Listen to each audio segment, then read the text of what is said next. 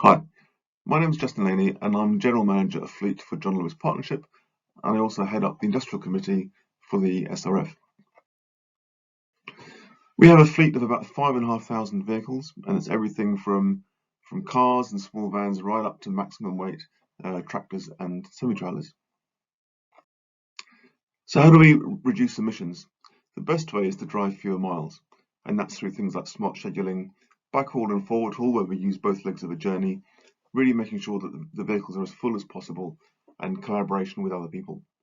And then it's about using the biggest vehicles possible, so double deck trailers, longer trailers, and so on. And then we need to reduce fuel burn per vehicle, so to make the operation more efficient. And that's about telematics, which helps coach drivers to drive better and more economically, and about drag reduction through things like aerodynamics and better tyres. And a low drag vehicle requires less power to pull it along, so you can possibly downsize the engine. And then it's also about tackling the engines that power fridges on trailers, the TRUs. Those are very, very inefficient. So if we can power fridges electrically from the tractor, and we're doing some of that, that's a much better way of doing it. And then finally, alternative fuels. And for us, this means biomethane for heavy trucks, biodiesels for some niches, and electricity for everything else. And of course, reducing emissions isn't just about CO2, it's also about air quality and noise. And that's really important for urban areas. And again, to go back to those fridge engines, those are very dirty and they're also very noisy. So if you can tackle that and get better access into urban areas out of hours, that's really good for productivity as well. So this picture shows the view of the future from the 1960s, and clearly this hasn't happened. So it kind of shows the difficulty of picking what you think is going to be working in the future. So what technology do we choose? For example, for long distance heavy trucks, is that ones with big batteries? Is it hydrogen fuel cells, or is it overhead catenary? And then once we know what technology we're going to use, what about timing? When do we actually move? So for us, this is all about understanding the science, doing trials early on of one or two technologies, not going completely crazy on doing masses and masses of trials, but being selective about what we trialing early, and then we're in a good place to start rollout, hopefully ahead of the competition. And then who do you trust? There's experts with polar opposite opinions in pretty much anything you can choose. So it's really important for us to understand the science and to make our own judgments, but also to listen to a wide variety of opinions, so that we can form our own opinions on what we think is going to work and when it's going to be ready. We've committed that we'll be free of fossil fuel by 2030 in the fleet, and we'll be a net zero business by 2035. And we'll do that using renewable electricity for cars, vans, and light trucks. So basically anything we can make electric, we will make electric. We'll use biomethane for heavy-duty, long-distance trucks. It's part of a transition to EV and achieving zero tailpipe emissions for those vehicles. And then we'll be using HVO biodiesel for the remaining niches. So one example is we have a combine harvester on our farm. So that will be running on HVO, and likewise probably shunt vehicles for moving trailers around yards. So what does a fossil fuel-free fleet give us by 2030? Well, it saves about 500,000 tonnes of CO2 in the 10-year period between 2020 and 2030. That's about an 80% reduction versus using diesel. It's also revenue saving.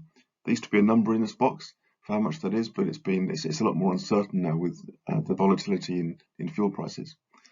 But we still believe that there'll be an overall saving, and that's partly through fuel savings and partly through reduced maintenance costs and making vehicles last longer. But there are three main things that will cause operators to use these vehicles, and that is business case, business case, business case. It is all about saving money versus diesel.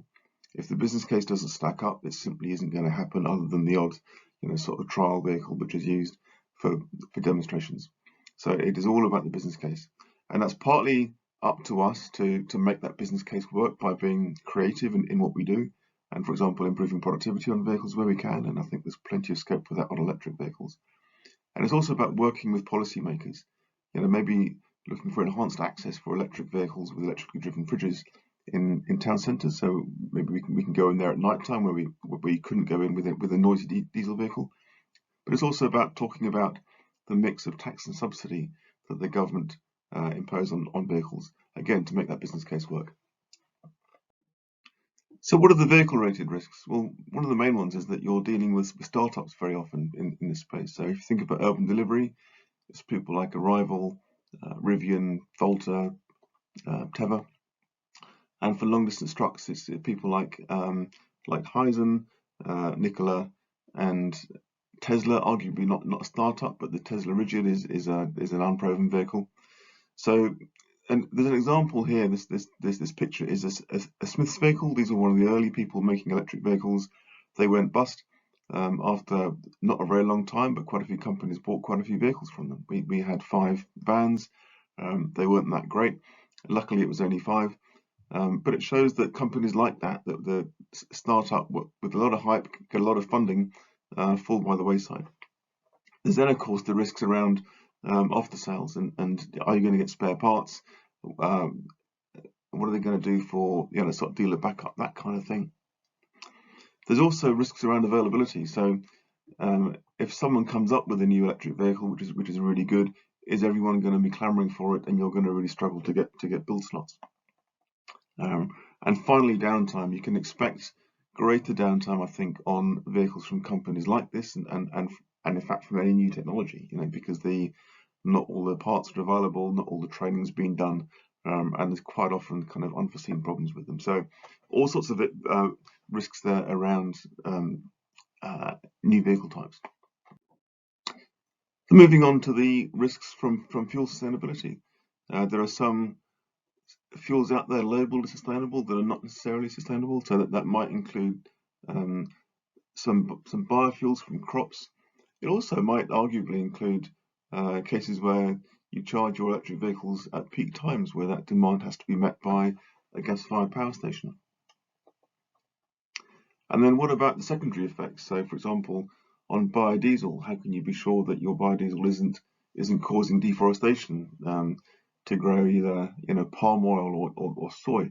So really important to understand that supply chain. There's some good safeguards out there to prevent that, but I think it's really important for buyers to properly understand that supply chain. And then finally, once you've chosen your sustainable fuel, to make sure that you've got sufficient quantities. So, for example, we've committed that we'll be using a lot of biomethane up to 2028 and beyond. So how can we be really sure that we're actually going to source sufficient sustainable biomethane in that time? So what are the safety risks? Well, high voltages, for example, on electric vehicles, we need to make sure that drivers are trained on what to do in the event of an accident or a problem on the vehicle, and likewise technicians in our workshops need to be trained up on operating on vehicles with high voltage batteries, and they need the right equipment and the right diagnostic equipment to do that. Electrical fires are a real problem. They are very, very hard to put out. So this means working with emergency services. For example, if we're operating battery-powered heavy trucks, we need to make sure that the fire brigade know what to do. We need to know what to do if a vehicle catches fire in our yard, that the driver knows what to do. And importantly, that the drivers know if they do have an accident or a problem like this, that they inform the emergency services that the vehicle is a battery vehicle or is a gas vehicle, for example. Dealing with high pressure gas, again, another whole load of risks which people need to be trained up on. They need to be aware of the risks. They need the right equipment to work on high pressure gas pipe work. And then dealing with lighter than air gas. So methane, for example, if you release it in a workshop or in underground space, can gather it into an explosive mix in the roof. So you need gas detection in those areas, and you need systems that will shut down the electrics and vent the gas in many cases. And then dealing with cryogenic liquids. So in the case of liquid natural gas vehicles, again, there's a whole bunch of risks around that, particularly for drivers filling up a vehicle using cryogenic methane. So they need protective equipment for that, and there's a distinct process to follow to make sure that they don't suffer from the cryogenic burns. This picture, by the way, is of one of our gas trucks that caught fire on a motorway. That was a tyre fire that spread to the rest of the vehicle, and I'm pleased to say that all the safety systems worked. The tanks on the vehicle, and it carries about 150 kilos of of methane on there. It's designed so that that will vent before the tanks explode, and that will happen. But that was a very big fire. So yeah, it's the kind of thing that can happen and will happen from time to time. So it's important that we know what to do in a situation like that. And what about fuel cost risk? We touched on this earlier. So the costs of gas and of methane gas and diesel have been pretty consistent for a number of years, and then they've gone kind of crazy over the last year. So this graph here shows the red line is the cost of diesel, the blue line is the cost of methane gas, and you'll see that's been consistently lower on the scale, starting in kind of August 2015 on the left, going up to around about now. So that difference, that steady difference, the green line shows the difference between the two, has been fairly consistent, and that gave us a really good business case for the gas vehicles. There have been times though, driven by the Ukraine war, when gas has been more expensive than diesel, and that's been a costly time for us. The prices are normalising now, but who's to say where gas and diesel prices will be in 6 months' time or 2 years' time? So that's one of those risks that can partly be managed by entering into long-term power purchase agreements, but it certainly there's an element of volatility there, I think, that wasn't expected a year ago or more. So then, what are the risks around infrastructure? And there's no question that infrastructure is actually a lot more difficult to achieve than the vehicles are. The first one is lead time. Very important that the infrastructure is there in place before the vehicles turn up, and that sounds obvious, but it's not something that's guaranteed. So you need to do plenty of stuff to mitigate any risks around refueling equipment being late, and that includes having the availability of temporary fueling equipment just in case it is late, and also some pretty big sticks that you can beat your supplier up with if he's going to be late. Often it's a single point of failure, and that might apply to charging equipment in a depot for electric vehicles or a gas filling station. So you need to make sure that the systems you've got have got built-in redundancy, and that you've got a backup plan for what to happen if that equipment does fail. One example is that all of our gas filling sites have a backup emergency generator, so that they can still function in the event of a power cut. And then productivity. The infrastructure can or lack of infrastructure can cause an effect on productivity. That might be having to go off route to fill up on a gas truck is something that you certainly want to avoid, or loss of time while vehicles are being charged. So that all sounds pretty gloomy, but what are the benefits? Well, as we said at the start, lower costs is one of the prices here, as well as carbon saving. And most of those can be achieved through lower fuel cost, lower maintenance cost, longer life, but also better productivity. Another benefit here is potentially better working conditions, and that means vehicles that can be designed for the work that the driver's doing. So, for example, electric vehicles can have lower floors than diesel vehicles, and they can be much better to work out of. And vehicles like these arrivals here have sliding passenger doors and a flat floor, so the driver can walk across from his driving position straight across the cab and step out of a sliding side door onto a pavement. And that's a lot better than stepping out into the traffic. And it also means, for example, for a parcel van, they can walk directly into the back of the vehicle from the cab, select a parcel, and leave by that sliding door. Now these vehicles, these are arrivals. We had some of these due to come in 2 years ago. They were late, and then still delayed further, and now Arrival are pulling out of the UK for at least a couple of years. And so it kind of shows those risks of you kind of build a plan around vehicles like this, and then the rug gets pulled out from under your feet. So you then need to look for alternatives. So alternatives do exist, but it just goes to show that the kind of risks you've got to deal with in this field that you simply don't have to deal with diesel vehicles. Longer life, I think, is absolutely key to making alternative fuel vehicles last longer, particularly electric ones. And there's some examples here of long life vehicles. So the Routemaster bus had a service life of about 40 years. The UPS package car here, again, those last anywhere between 20 and 40 years. and the vehicle top right is a KC-135 tanker.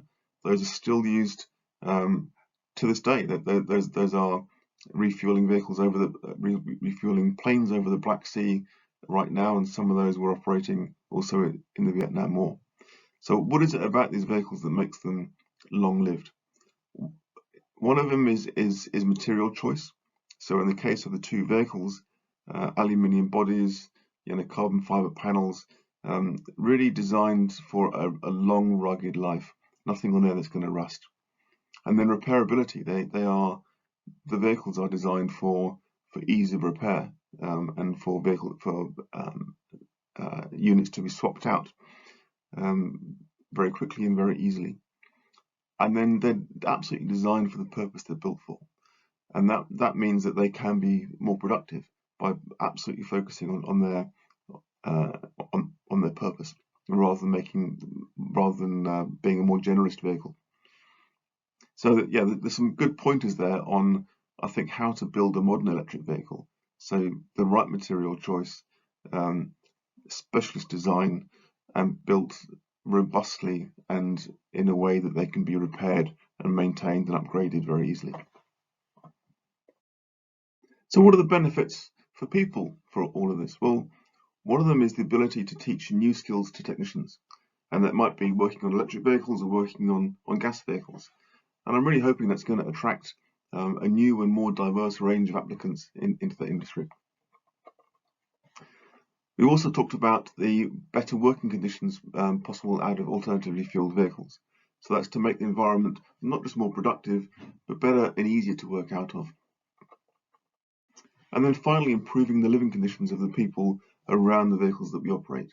So that's more about air quality and noise reduction. Overall then, 10-year horizon is about as far forward, I think, as we can hope to really look. This certainly is my vision for what heavy duty trucks will look like. I might well be proven wrong, but we'll have to wait and see. I think the main thing for industry now and for government is to get trucks like this on the road to really start to determine what the next step's going to be. Thank you very much.